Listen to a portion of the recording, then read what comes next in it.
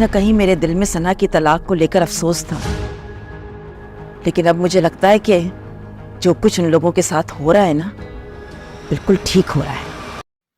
अस्सलामुअलैकुम नाज़रीन, अगली किस्त में हम देखेंगे कि सना अपनी माँ से और नानी से बात करती है कि आप लोगों को इस तरह का काम करने की क्या ज़रूरत थी। आप ये क्या पागलों जैसी बातें कर रही हैं बार बार कि मैंने मारा है, मैंने मारा है। आप ये क्यों बोल रही हैं कि लोग क्या सोचेंगे। तो उसकी नानी कहती है कि हाँ, वो सही बात कर रही है। तो वो कहती है आपको इस तरह का कदम उठाने की क्या ज़रूरत थी, हम कोई और तरकीब निकाल सकते थे, हम कोई और राह इख्तियार कर सकते थे। फिर हमज़ा की माँ उसके पास बैठी होती है और वो उससे बात करती है और कहती है कि मुझे अब यकीन नहीं हो रहा है कि सना लोगों ने इस तरह से किया है। सना के साथ अब जो भी हुआ है वो बहुत अच्छा हुआ है, लेकिन अब मुझे उन पर कोई भी रहम नहीं आ रहा है। उधर रानिया और उसकी माँ बातें करती हैं और वो बात करती हैं कि किस तरह से लोग अपने आप को सही साबित करते हुए दूसरों को गलत साबित करते हैं और दूसरों के साथ ज़्यादती करते हैं और किस तरह से उनके साथ जुल्म करते हैं। तो उसकी माँ कहती है बेटा, लोग इस चीज़ को भूल जाते हैं कि मकाफ़ात भी कोई चीज़ है। तो रानिया कहती है कि लोगों को इस चीज़ का बहुत देर बाद इल्म होता है, लेकिन जब इल्म होता है तो बहुत ही ज़्यादा देर हो चुकी होती है।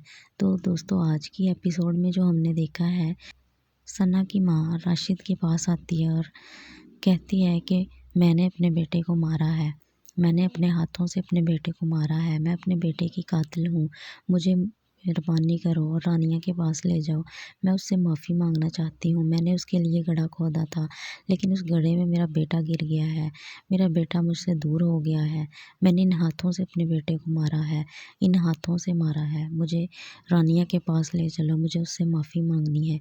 लेकिन सना कहती है तुम क्यों भूल रही हो कि वो तुम्हें कभी माफ़ नहीं करेगी, तुमने उनके साथ बहुत जुल्म किए हैं, तो तुम अब भूल जाओ, तुम इस तरह की बातें मत करो। वो अपनी माँ से कहती है, लेकिन वो उसकी बात नहीं सुनती और भाग कर जाने लगती है, लेकिन वो फर्श पर गिर जाती है। उधर हमज़ा खड़ा होता है कि उनके घर का एक सर्वेंट आता है और उसे कहता है कि एसएचओ साहब आए हैं।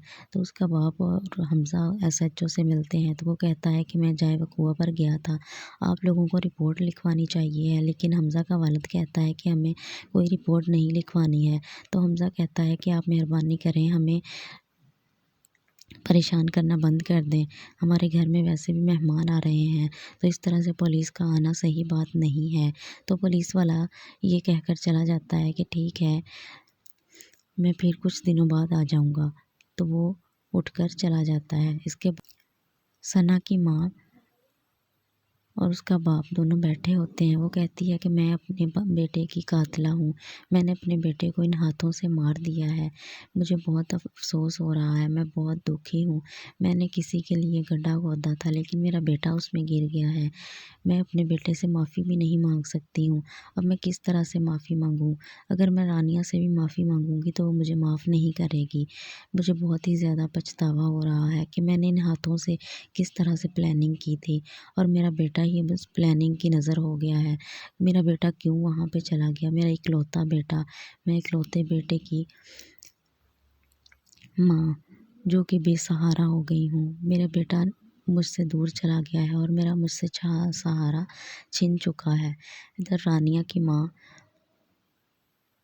और रानियाँ बैठी होती हैं कि उसके ताया और ताई आते हैं और वो कहते हैं बेटा, किसी भी चीज़ की ज़रूरत हो, कोई भी बात हो तो तुम मुझसे शेयर कर सकती हो। तो रानिया कहती है जी ताया अब्बू। तो वो रानिया की माँ कहती है कि शुक्रिया भाई, आपने हम पे इतना एहसान किया है। तो वो कहता है तुम मेरी बहन हो, तुम कैसी बातें कर रही हो, तुम ऐसी बातें करके हमें शर्मिंदा कर रही हो। तो वो कहती है कि नहीं, शर्मिंदा की कोई बात नहीं है, मैं चलता हूँ, मैं बाहर ताज़ियत के लिए आ रहे हैं, मैं उनके पास चलता हूँ। फिर वो उठकर चला जाता है। इसके बाद रानिया उसकी माँ बैठी होती हैं और रानिया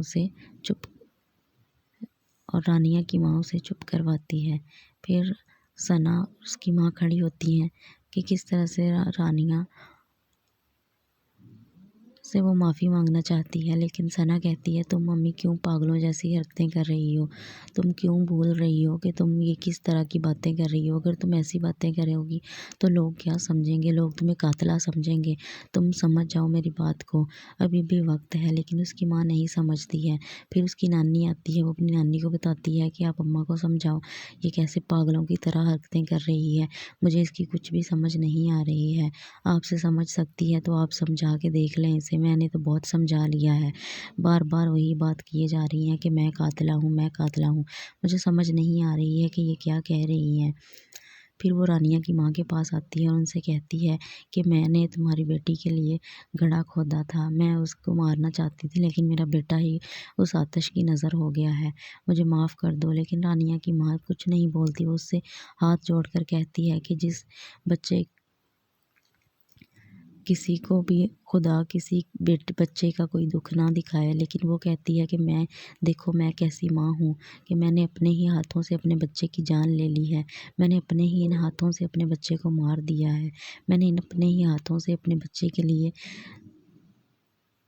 گڑھا کھود دیا ہے، میں نے جو کسی اور کے لیے گڑھا کھودا تھا وہ اس میں میرا بیٹا گر گیا ہے، میں اکلوتے بیٹے کی ماں، میں لاوارث ہو گئی ہوں، میرا اب کوئی بھی نہیں رہا ہے۔ وہ رانیہ سے ہاتھ جوڑ کر معافی مانگتی ہے، لیکن رانیہ پھر بھی کچھ نہیں بولتی ہے۔ پھر ثنا آتی ہے اور اپنی ماں کو بڑی مشکل سے وہاں سے لے کر جاتی ہے۔ پھر حمزہ کی ماں کہتی ہے کہ یہ اس کے ساتھ ایسا ہی ہونا تھا جیسا اس نے دوسروں پہ ظلم کیے تھے، اب ان کو پتہ چلے گا کہ ظلم کیا ہوتا ہے، تو وہ اس طرح سے باتیں کرتی ہیں۔ پھر اس کے بعد رانیہ کی ماں اس کے پاس آتی ہے اور اس کو کہتی ہے کہ میں اب ان کو اس گھر میں برداشت نہیں کر سکتی ہوں، میں چاہتی ہوں کہ اب یہ اپنے گھر چلے جائیں، میں کل ہی راشد بھائی سے بات کرتی ہوں۔ لیکن رانیہ کہتی ہے امی راشد ماموں تو بہت اچھے ہیں، وہ کسی کو کچھ نہیں کہتے، وہ تو خود معذور ہیں، وہ اس طرح سے اتنے خاندان کا بوجھ کیسے اٹھائیں گے۔